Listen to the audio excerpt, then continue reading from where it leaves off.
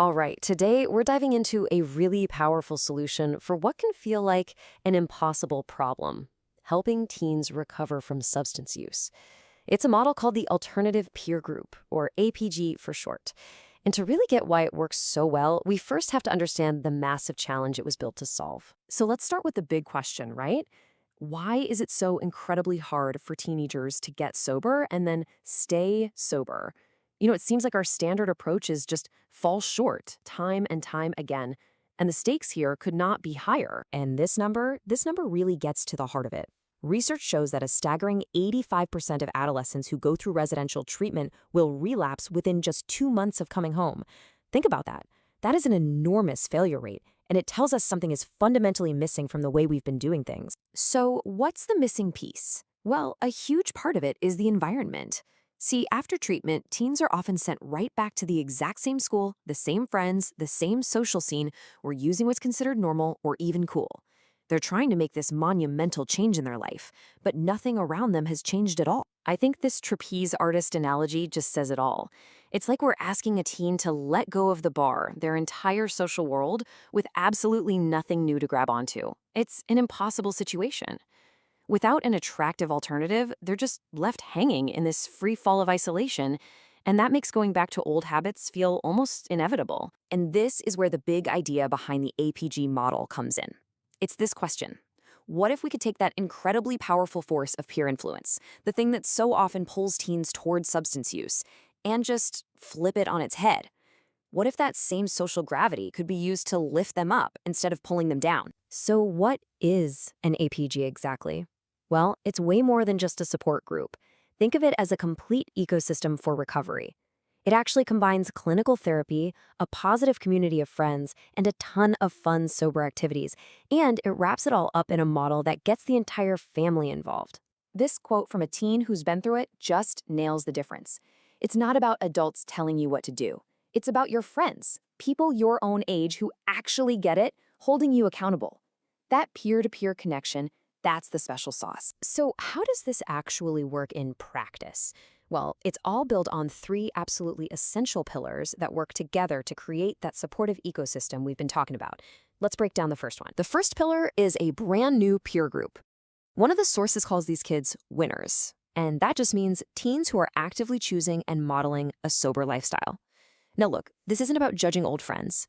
It's simply about recognizing that for recovery to really take root, a teen needs to be surrounded by a social circle that reinforces their new healthy identity. And this new peer group, it operates on this principle of radical honesty. As this participant puts it, your friends will call you out, not to be cruel, but because they are genuinely invested in you getting better. That kind of accountability is what builds this incredible culture of trust and real support. Okay, pillar number 2 is huge. It's the family.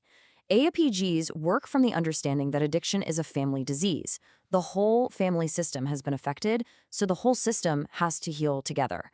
This isn't a program where you just drop your kid off to be fixed. It's about everyone learning a new way to live and relate to each other. You've probably heard this on an airplane, right?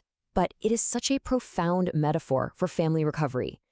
Parents can so easily fall into these patterns of trying to rescue and control their child, which, actually just ends up enabling the addiction. APGs teach parents that they have to focus on their own recovery and healing first, so they can be a stable, healthy guide for their kid. So what does that look like in the real world? It means you stop having those chaotic, emotional arguments, and you replace them with clear, non-negotiable ground rules, kind of like these. The whole dynamic shifts from enabling to accountability, and it puts the responsibility back where it belongs, on the teen to make choices that support their own recovery. So we've got positive peers, we have a healing family, but there's a third pillar, and it tackles what is maybe the biggest roadblock for any teenager thinking about getting sober: the fear that a sober life is a boring life. APGs intentionally set out to prove that sobriety can be and should be a blast. They fill the calendar with genuinely fun stuff. We're talking weekend retreats, adventure trips like rafting and mountain biking, parties, campouts. All of it is designed to show teens that you can have an exciting, full life without substances. And I want to be clear, this isn't just fluff. This isn't just a nice little add-on. It is a core strategic element. As this quote from an APG manual says, if recovery isn't more fun than using, well, then teens are going to resist it. Fun is a non-negotiable part of making recovery something a teenager actually wants to be a part of. So we have the positive peers, we have the family support, and we have fun. But what's the theory that makes this whole combination click? Well, it's a fundamental shift in perspective. It's moving away from just trying to stop an old behavior and focusing instead on building an entirely new life that is actually worth living sober. This is where this really important concept called recovery capital comes into play. The easiest way to think about it is like having a bank account for your recovery. It's the grand total of all the resources, both inside you and around you, that you can draw on when things get hard. The more capital you have, the stronger your recovery is. Recovery capital basically breaks down into four main types. You've got human capital, that's your internal stuff, like your skills and self-esteem. There's social capital, your network of sober friends and supportive family. Financial capital is about access to resources. And finally, community capital is the whole system around you. The APG, maybe a recovery high school. The genius of an APG is that it's designed to build a teen's wealth in all four of these areas at once. And as a teen builds up all this recovery capital, something really amazing starts to happen. Their identity actually shifts. They stop seeing themselves as a user or an addict, and they start to see themselves as a person in recovery. And that new identity becomes this incredible source of pride and a powerful anchor for lasting change. So, does it work? I mean, the proof is in the pudding, right? Well, the data is pretty jaw-dropping. Remember that 85% relapse rate for standard treatment? While studies on APG participants show sobriety rates around 90% at 2 years and still over 74% sober 5 years later. I mean, that difference is just dramatic. I think if there's one key takeaway, it's this. This isn't a 30-day fix. Recovery isn't a sprint. It's a marathon. It's a long-term process, just like managing any other chronic health condition. That's why APG involvement often lasts 18 months or even longer.